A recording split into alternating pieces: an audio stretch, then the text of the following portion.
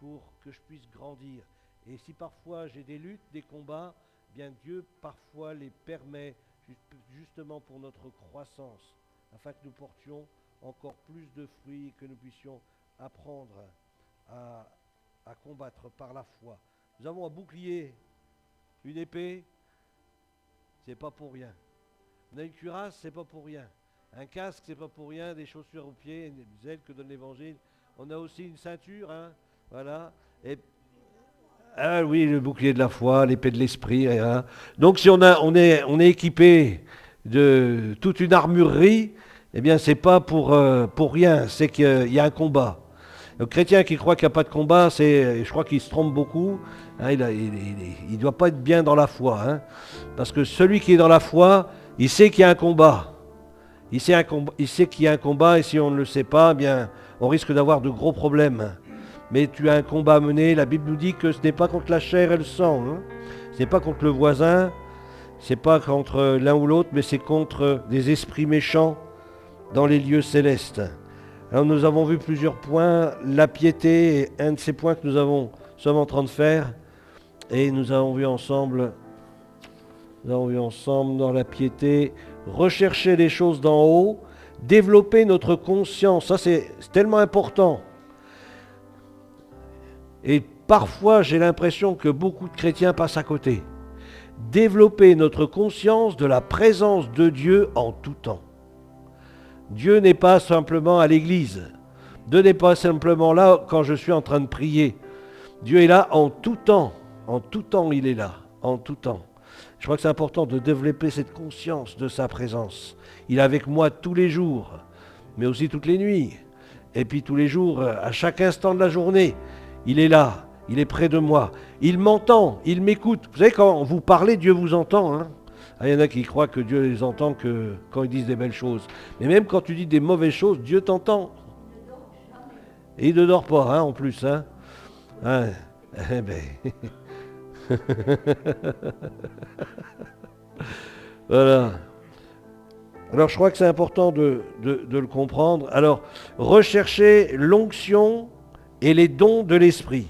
Rechercher l'onction et les dons de l'esprit. L'onction, ça nous parle de l'huile, ça nous parle du Saint-Esprit. Vous savez que l'onction était communiquée au travers de l'huile, c'est quand on frotte. Hein. Il faut que l'huile, elle pénètre la peau. Il faut qu'elle pénètre la peau, qu'elle pénètre les pores. Hein. Donc on a besoin de contact avec le Saint-Esprit. De contact avec le Saint-Esprit. Rechercher l'onction. Dans Ecclésiaste au chapitre 9 au verset 8, il nous est dit qu'en tout temps, j'aime beaucoup ce passage, et c'est un passage de l'Ancien Testament. Hein.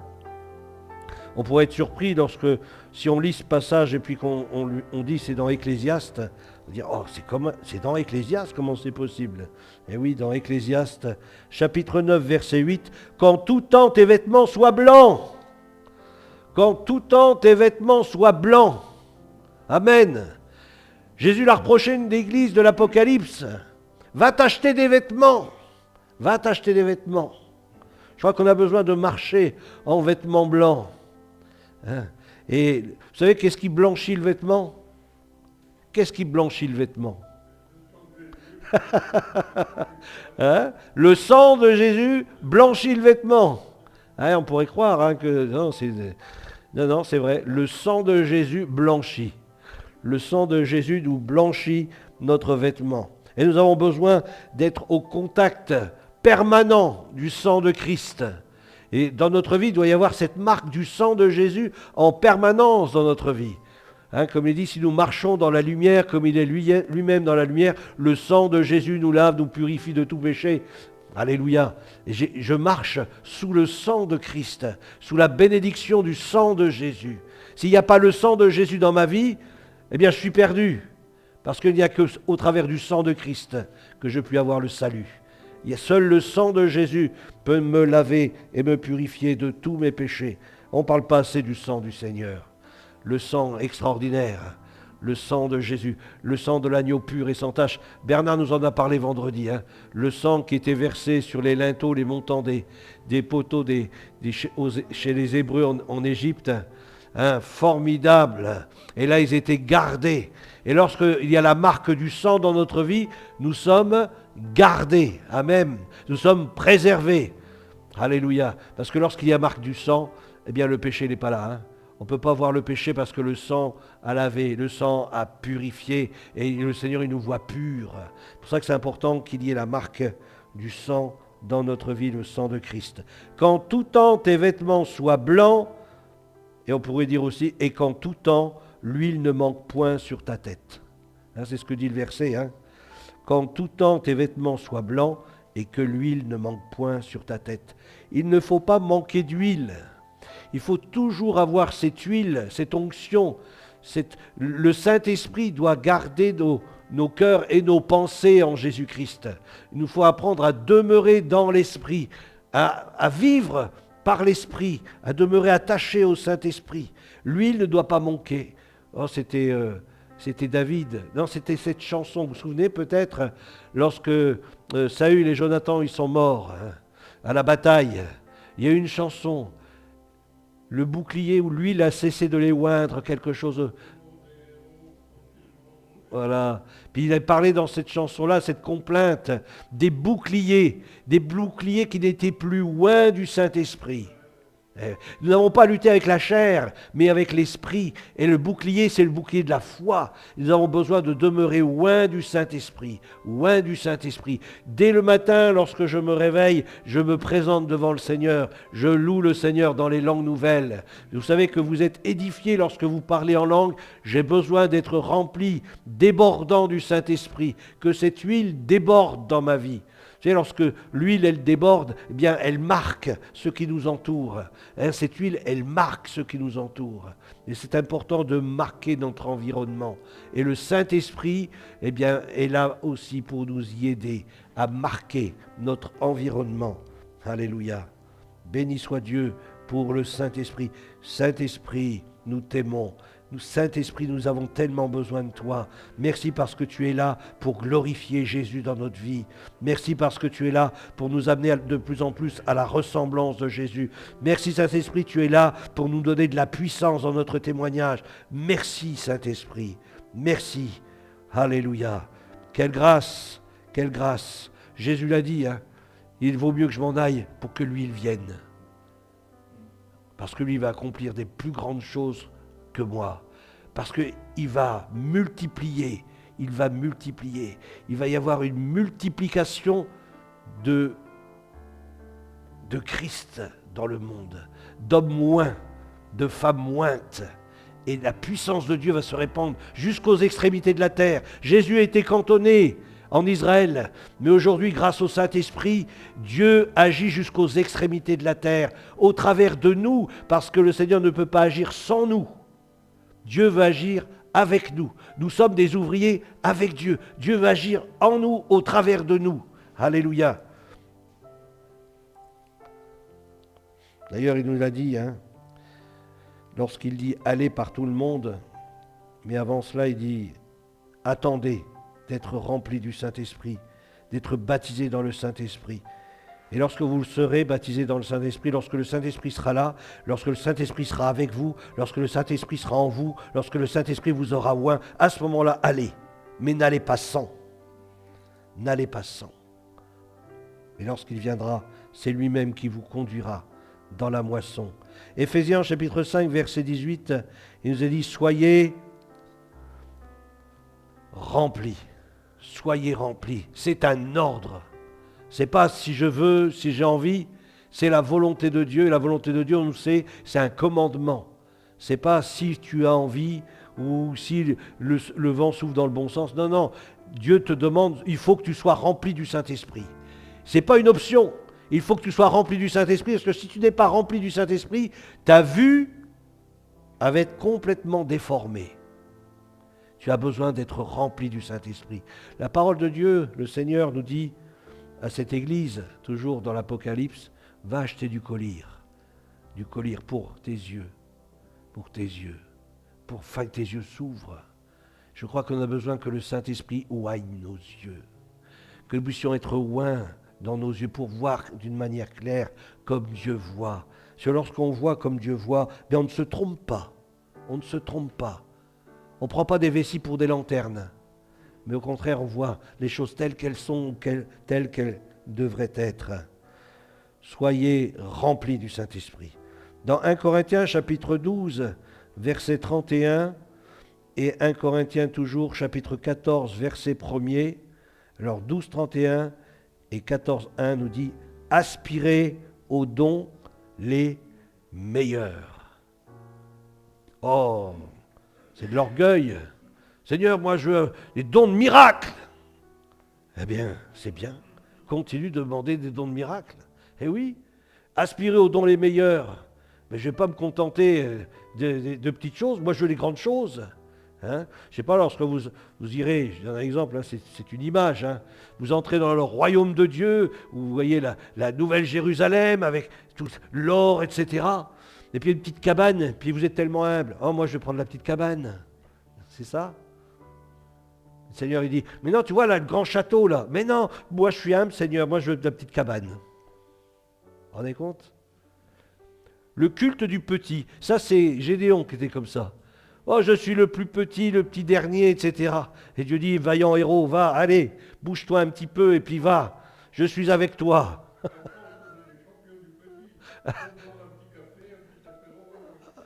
Et d'ailleurs, même les Français, ils sont petits. Même les Français, on dit le petit Français. Hein. Mais désirons le meilleur. Le meilleur. Dieu veut nous donner, pas le moins bon, pas le potable, mais il veut nous donner, c'est le meilleur. Il veut nous donner, c'est la crème. Alors on ne va pas dire, bah non, Seigneur, moi je veux pas la crème, j'ai ça pour mon frère ou... Non, non, prends la crème. Vous imaginez, je sais pas moi, il y a un ministère extraordinaire qui est là, il y a un petit cadeau là, puis c'est un ministère extraordinaire, ministère mondial, etc. Puis vous dire, bah non, moi je veux le petit ministère là, de l'église locale, le petit pasteur du coin. Puis Dieu il veut te donner un ministère extraordinaire, puis toi tu dis, oh ben non Seigneur, je suis trop humble, je veux le petit là, le petit ministère, une petite église là, ils sont 6 personnes là, ça me va bien ça. Puis alors qu'il y a des grandes choses à faire. Dieu veut nous amener dans des grandes choses. Dieu veut nous amener dans des grandes choses. Que nous ne puissions pas voir les choses petitement, mais que nous puissions vraiment voir les choses comme Dieu les voit, aspirer aux dons. Moi, quand je suis venu dans les réunions de jeûne et prière, c'était à Troyes, j'ai dit au Seigneur, moi je veux le don des miracles, le don des guérisons, je veux le don de la parole de connaissance, je veux tous les dons. Et puis les ministères, moi je veux tous les ministères, je veux le ministère d'apôtre, le ministère d'évangéliste, le ministère de pasteur, le ministère de... Je veux tout. Je ne sais pas, vous faites un tri dans ce que vous voulez. Moi je veux tout. Seigneur, moi je ne veux pas me contenter de ton bras, Seigneur. Moi je te veux entièrement. Non, c'est ça ou pas, hein? Moi je te veux entièrement. Moi je veux tout de toi. Je veux tout de toi. Alléluia. Désirons vraiment le maximum, le plus, plus, plus, plus. Je ne veux pas me contenter du petit lorsque je peux avoir le plus gros. Hein, imaginez, hein, on vous sert 2 plats, là il y a une petite côtelette, puis là vous avez une côte de bœuf, qu'est-ce que vous allez choisir, hein? Ah, moi je vais prendre la petite côtelette, moi j'ai un petit estomac. Mais voix grande, une bonne côte de bœuf là. Hein, et puis crac. Mais on partage. Mais quand on a beaucoup, on peut partager. Hein, mais quand on n'a pas grand-chose, c'est difficile de partager. Hein? Alors aspirons à beaucoup. Aspirons au maximum, aspirez aux dons les meilleurs, aspirez aux dons spirituels, aspirez. Alors, on aspire, hein, allez, j'aspire, hein, pas j'expire, hein, j'aspire. Et c'est important, le Saint-Esprit, c'est le souffle de Dieu. Et Seigneur, viens me remplir, Seigneur. Je veux aspirer, je veux t'aspirer dans ma vie, je veux t'aspirer. Je veux être un aspirateur. Hein? Je veux aspirer le ciel. Alléluia. Seigneur, je te remplis de toi. L'apôtre Paul, ça devait être quand même quelqu'un. Hein?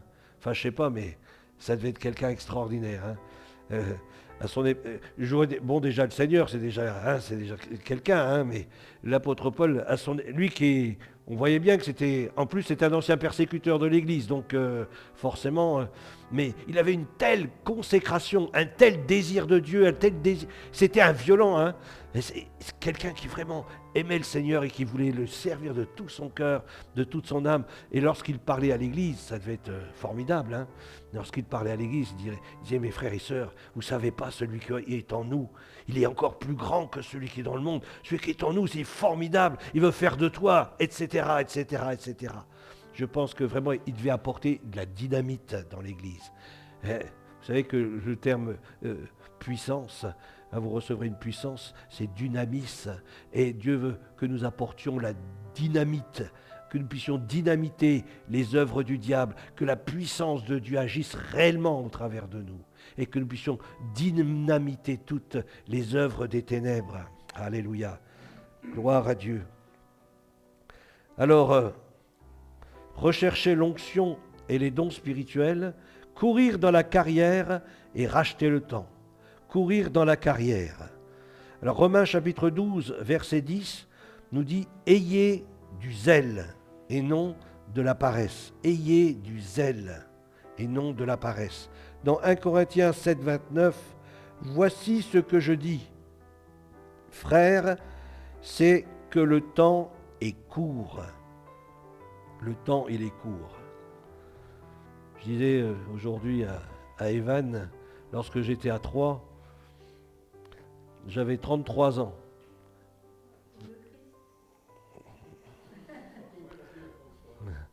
Alors, j'avais 33 ans à Troyes, et puis je me regardais dans la glace, et puis je me disais, je me souviens encore, hein, ça m'a marqué. Hein. J'étais là où il y a les toilettes et tout ça, le lavabo, puis il y avait un miroir, puis je me regarde dans la glace, et puis j'ai 33 ans, c'est-à-dire j'ai l'âge que le Seigneur il avait lorsqu'il est mort. Je dis, mais qu'est-ce qu'il était jeune.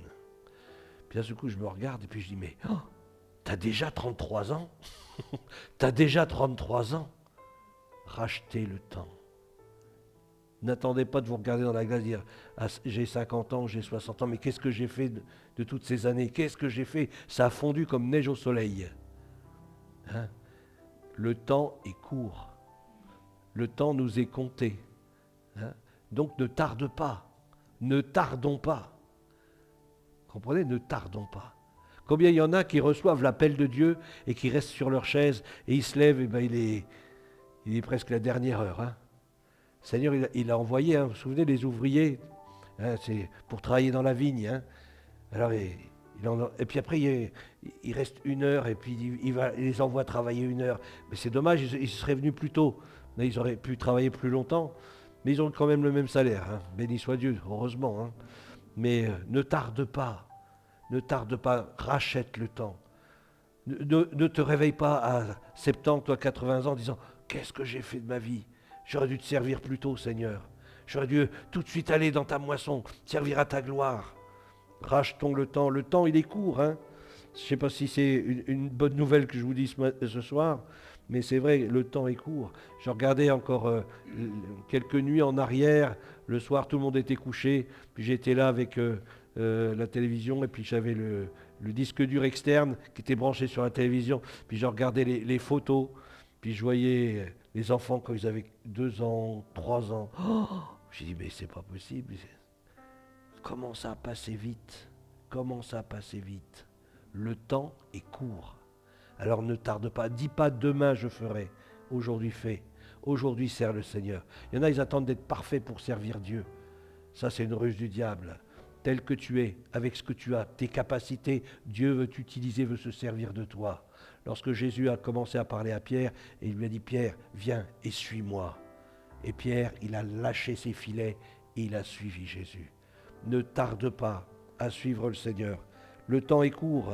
Dans Éphésiens chapitre 5, verset 16, il nous est dit, rachetez le temps, car les jours sont mauvais. Rachetez le temps, car les jours sont mauvais. Et ils étaient déjà mauvais à son époque. Hein. Ils étaient déjà mauvais à son époque. Hein. Nous, on ne se rend pas bien compte parce qu'on aurait été à l'époque de l'apôtre Paul. Je pense que peut-être on aurait été plus enracinés. Hein, parce que lorsqu'on aurait entendu l'armée romaine marcher dans la rue, eh bien, tout de suite on serait caché dans un endroit et puis on aurait prié, Seigneur, garde-nous, qu'on ne puisse pas se faire arrêter. Ils ont vécu des persécutions. C'est mémorable, c'est historique, c'est dans les livres d'histoire. Les chrétiens, on les a suspendus pour éclairer la ville de Rome. On avait versé de la poix dessus et mis le feu aux chrétiens. Bon, c'est filmé, Sylvette. Ça, c'est beau. Hein. T'as vu le film Apôtre Paul? Mm. Bah, tu diras à Sylvie hein, que c'était Sylvette qui prenait la parole. Ben oui, parce que toi, on t'entend pas, moi, on m'entend, tu vois. Donc, quand il y a des gens qui regardent la vidéo, voilà. Rachetez le temps, car les jours sont mauvais. Dans Philippiens, chapitre 3, versets 12 à 16, il nous est dit, je cours vers le but, je cours vers le but, je cours vers le but. Alors, quand on fait un petit peu la synthèse des différents versets qu'on a lus ici, là, alors il nous est dit, le temps est court, rachetez le temps, je cours vers le but. On dirait qu'il y a une urgence dans tout ça. On dirait qu'il y a une urgence. Et c'est vrai, il y a une urgence. Le monde, il va en enfer, et puis nous, on regarde le monde. Ça fait un peu ce que disait M. Chirac. La planète, elle brûle, la maison brûle, et qu'est-ce qu'il disait? On la regarde brûler, je ne sais plus. Ou on regarde ailleurs, non? Et on regarde ailleurs. Hein. Le monde, il part en enfer, puis moi, je regarde ailleurs. Vous savez qu'on aura des comptes à rendre à Dieu. Hein. On aura des comptes à rendre à Dieu. Hein. C'est terrible, hein, mais c'est pourtant la vérité. Hein. Je cours vers le but. Il y a une urgence. Il y a quelque chose dans ce monde. Il y a un compte à rebours. Vous savez que Jésus revient bientôt. Hein. Jésus revient bientôt. Déjà pour nous, il y en a un compte à rebours. Il nous faut être prêts déjà nous. Hein. Mais aussi, il faut avoir rempli notre ministère, rempli notre service pour lui. Je cours vers le but pour remporter le prix de la vocation céleste de Dieu en Jésus-Christ. Le prix de la vocation céleste de Dieu en Jésus-Christ. Au point où nous en sommes parvenus, marchons d'un même pas. D'un même pas. Je crois que c'est...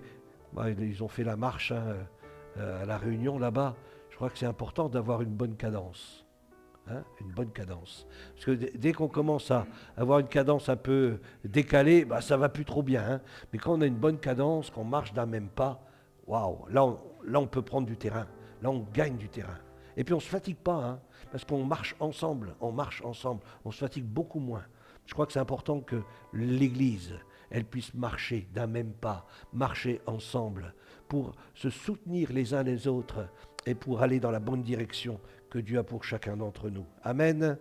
Voilà, gloire à Dieu. On va arrêter là. On verra la semaine prochaine la fraternité, la charité. Alléluia. Seigneur, merci pour ta parole qui est la vérité. Aide-nous à demeurer fermes, Seigneur, dans les choses que nous avons reçues, les visions, les révélations que tu nous as données. Nous ne puissions pas mettre en doute les choses que tu nous as montrées par la foi.